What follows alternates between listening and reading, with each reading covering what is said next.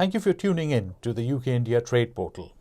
In our video series, we provide insights on getting your business ready for entering the Indian market. In the last edition, we looked at how British companies can choose a local partner, and we follow this by looking at the cultural differences new British entrants have to be aware of. Rudyard Kipling famously said, "The East is East and West is West, and never the twain shall meet."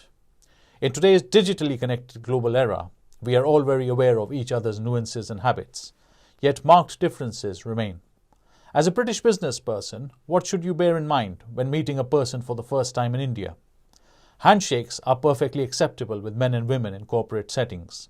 The Indian folded hands gesture is generally reserved for private and political functions and is more suited for social and touristic purposes.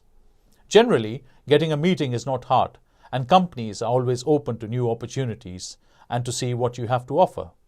When meeting an associate for the first time, it is perfectly normal to dive into business talk straight away, and it is not deemed as offensive.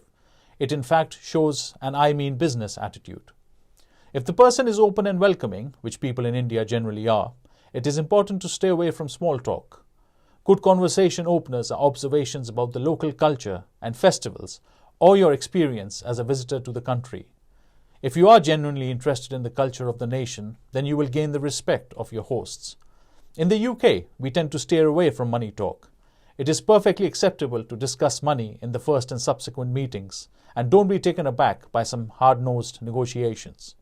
In a meeting, do not overstay. Many Indian people deem it rude to end a meeting first, so it is important to assess whether discussions are drawing to a close. It is perfectly normal to follow up with a phone call a few days later.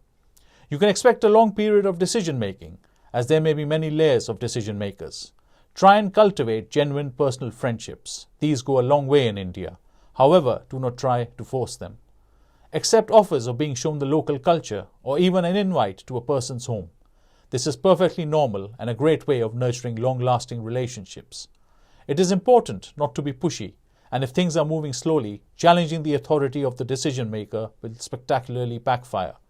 Indians are respectful people and expect the same from people they deal with. Also, use your judgment on whether a prospect is genuinely considering your proposal or just politely turning you down. In India, people don't like saying no directly and may be disinterested in doing business with you.